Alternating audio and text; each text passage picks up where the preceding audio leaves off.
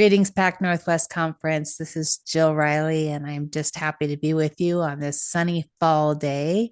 And today I am joined by Dan Whitmarsh of Lake Bay, Washington. Hi, Dan. How are you?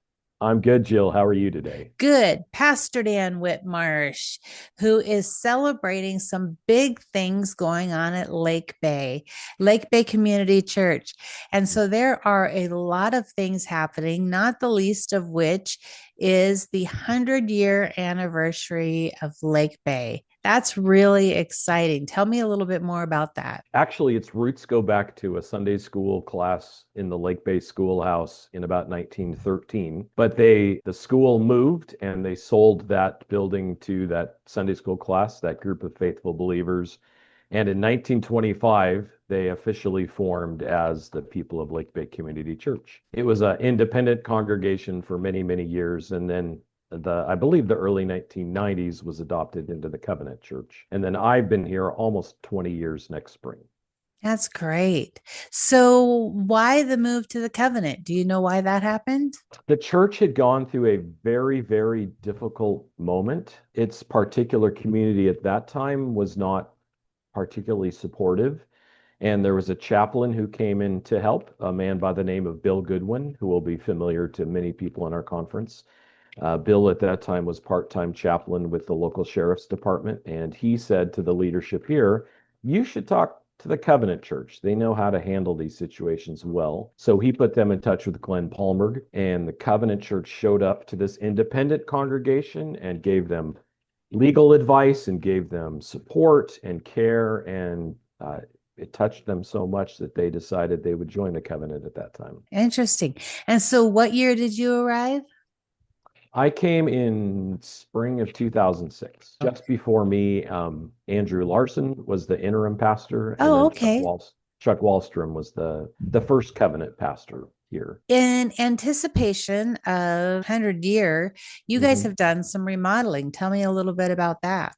The facility has two primary pieces, a fellowship hall, which was the original sanctuary, and then the current sanctuary, but neither had much work done to them in decades. Recognizing there was some wear and tear and also looking ahead towards this giant community celebration. 10 years ago, we started by renovating the fellowship hall. And then in the early days of COVID, as things were slowing down and there was so much uncertainty, we decided to mobilize and actually plant some seeds. And so started the renovation of the sanctuary, tore it down to the studs, put in new carpet, new paint, built a whole new stage at the front, almost split the church when we removed the pews and put in chairs. We survived that, and people are still here. And now I think it's the premier meeting space on the peninsula. So, this weekend, you have some special events going on.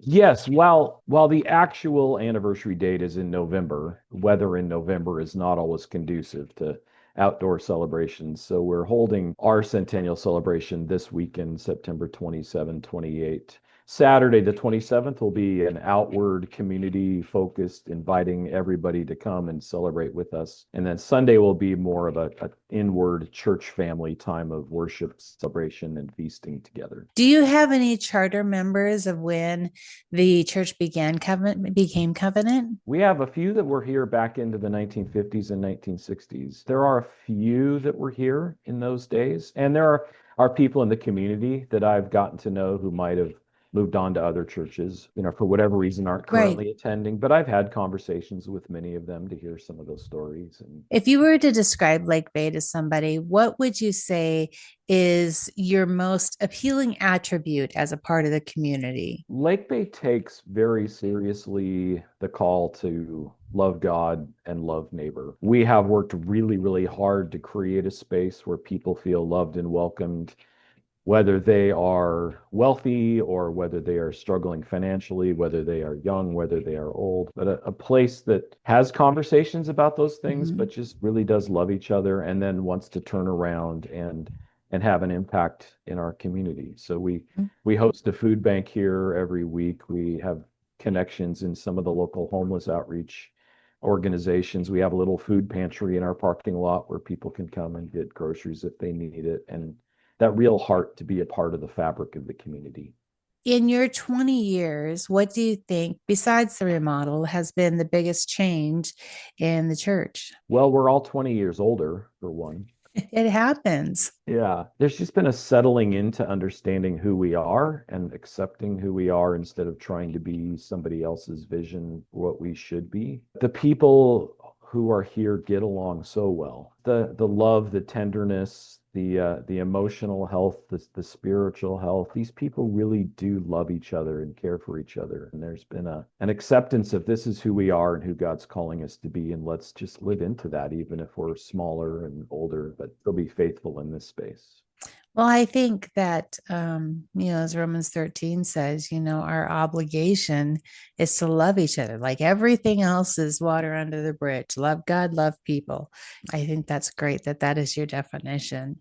So, back to this weekend, you're having some music guests and there's a county festival or something going on. Lake Bay it's on about an 18-mile long peninsula known as the Key Peninsula. And this weekend is the Key Peninsula Farm Tour. So there's about 10 or 12 local farms that open up, and then other community organizations have open houses. So there are thousands of people out and about on the peninsula this weekend traveling around, and so we'll be a part of that. And so we have a vocal choir from Tacoma coming over, and then there's a brass band that is out here on the peninsula called the Down Home Band that has its roots in a band that was out here 100 years ago, and so they'll be here performing. I'm a part of that band, and so we have those two different groups, and then we have activities for the children. We'll do an old-fashioned cakewalk. There's some historical displays about the history of the church, hot dogs being, cooked and made available for everybody. So just hoping as people are out and about, they'll stop on in. Yeah, so that's Saturday, just inviting people to come on by for 5 minutes. And the hope is that people who have a connection to the church at some point in our history will come by, and we're going to have little 3x5 cards and invite them to just write a word or a short note about,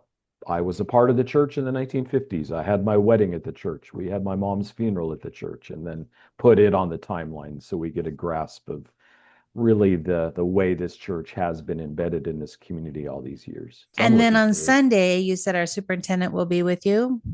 Our worship service will be just a time of celebration, a time of gratitude for God's faithfulness. We have a few old timers I've asked to share a brief story of a memory from the past and how it connects to how they see the church. And then Greg Yee, our superintendent, will be here and bring a brief word from the denomination. And I'll give a little charge at the end of all that, but really a focus on let's just give gratitude to God, who's the one that sustained this church for the 100 years. Now, when you invited Greg, did you inform him that he was one of the old timers sharing or not?